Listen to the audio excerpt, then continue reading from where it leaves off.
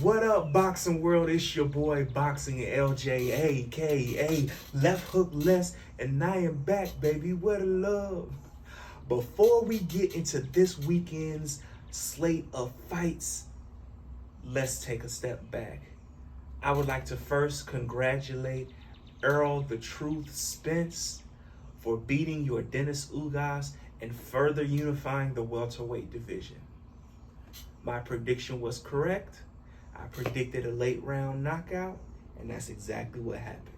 Since then, Errol Spence has done a few things. First of all, he's earned a new nickname, the Eye Collector, because he has damaged Danny Garcia's eye. He damaged your Dennis Ugas' eye. Man, even Lamont Peterson. This boy's just out. Can't forget Kell Brook. This man has just been out there collecting eyes, and it has been hilarious to see the nickname come about and the memes that have come about on social media.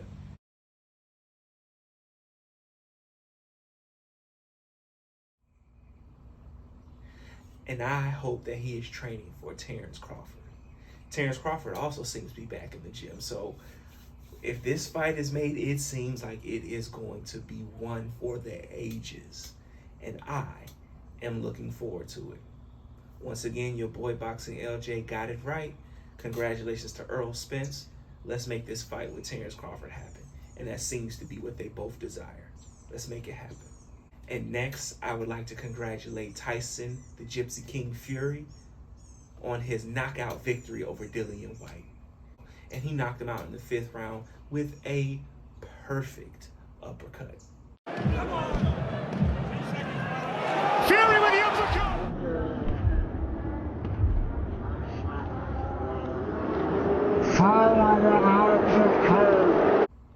And this isn't the first time that Dillian Whyte has been knocked out by that uppercut. I just find it strange. You know, Dillian Whyte normally has all of this energy, and you know, he is ready to go to war. He normally talks about how it's going to be a high action fight, and he just didn't be prepared. And he was, at one point in time, he was counting down like 1,000 days being the WBC mandatory.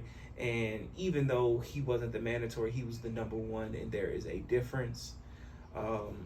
He waited all this time for him to perform like that. And it just wasn't a good performance by Dillian Whyte. However, I give all of the kudos to Tyson, the Gypsy King Fury. He says that he's retiring from boxing, but he's willing to fight Francis Ngannou. I don't know what that is all about. I personally think that he should fight the winner of Joshua versus Usyk 2, and then he could ride off into the sunset. But if he chooses not to do that, then the WBC belt will be open, and Deontay Wilder is the number 1 contender, and the winner of the Joseph Parker fight and Joe Joyce fight will be the number 2. So they would most likely be called to match each other by the WBC. And either way, Deontay Wilder is my favorite heavyweight, so I would love to see him back in the ring. However, I do believe that Tyson Fury, he has unfinished business in the heavyweight division, and I don't believe he should be retiring right now. I know he promised his wife. However, if this had been Floyd Mayweather, you all would not be praising him the way that Tyson Fury is being praised if he never fought Manny Pacquiao. And that's what I believe the magnitude of the fights that he's leaving on the table, especially the winner versus Usyk and Joshua 2. So kudos to Tyson Fury. I wish you the best of luck in your future. I do hope that you don't leave unfinished business on the table, but who knows? Tyson Fury has proven to be erratic in his behavior and what he stated in the recent future, not just when he was on drugs and things like that, but you know, he's been pretty inconsistent in his words. But he has, as of late, he has been putting on great performances in the ring, and I hope that he continues to be in the ring at least for one more fight. Now, moving forward, this weekend we have some great fights on the slate, and we're gonna start off with Katie Taylor versus Serrano. Listen, this is a huge fight for women's boxing. To be honest, I don't even know who's gonna win. This is as close to a 50-50 fight. It's almost as close as Terrence Crawford and Errol Spence on the men's side. This is an exciting fight for women's boxing. I am definitely gonna be tuned in. I just think that Serrano's defense is ultimately what's going to let her down. She seems to get hit too much, so I am going to pick Katie Taylor, a win by decision. I'm not completely sure about this one, folks. I'm going to be honest with you, but that is what my gut is telling me to go with. I'm going to go with Katie Taylor by decision, and it's just going to be a great one.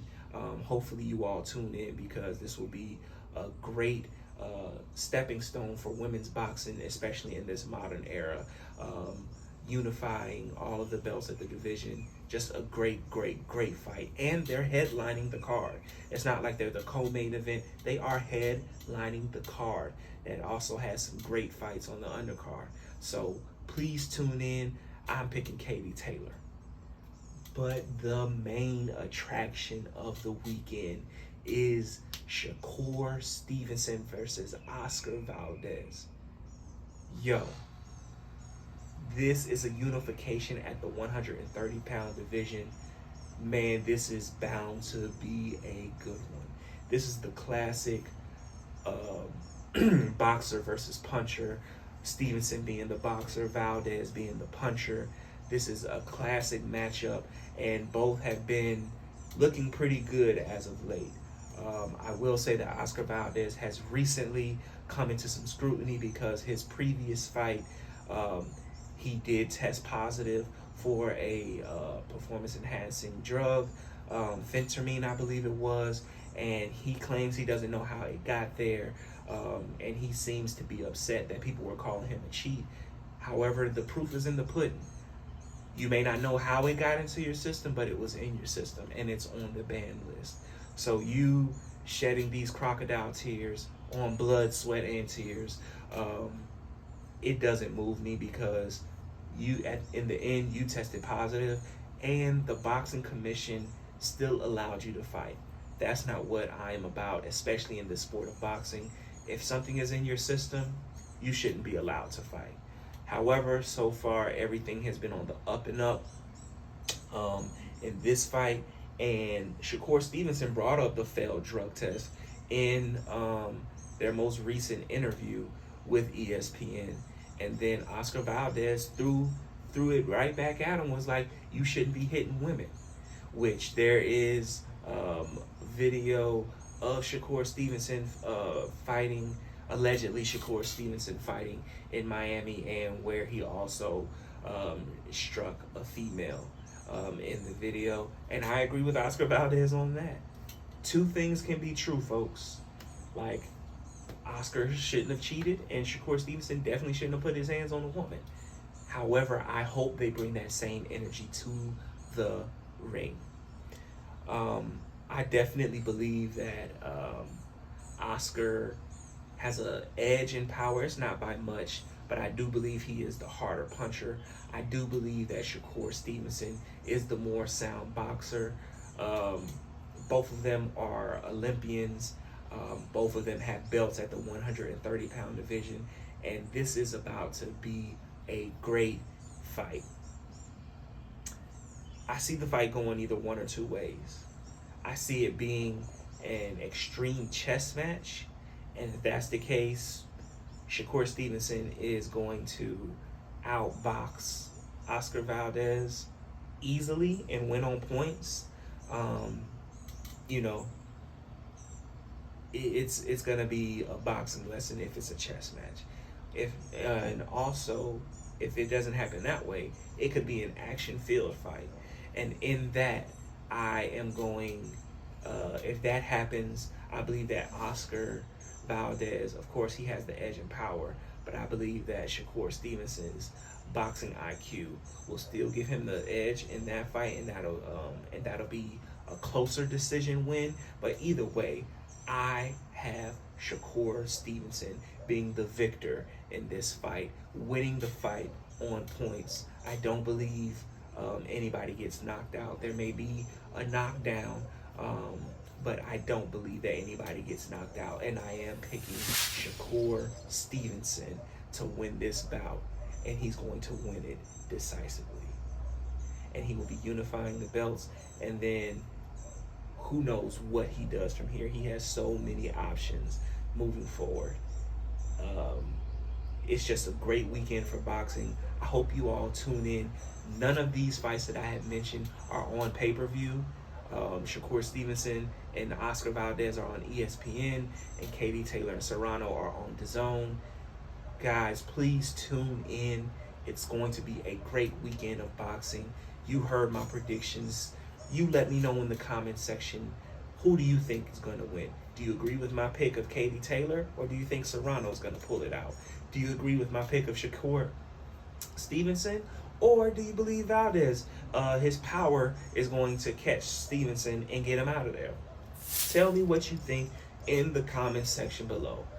And most importantly, please, please share the video. That's the only way that this channel is going to grow. And if you have any suggestions on how you would like this channel to grow, leave them in the comment section as well. That's all that I got. It's your boy Boxing LJ, aka Left Hook Less, and I'm out.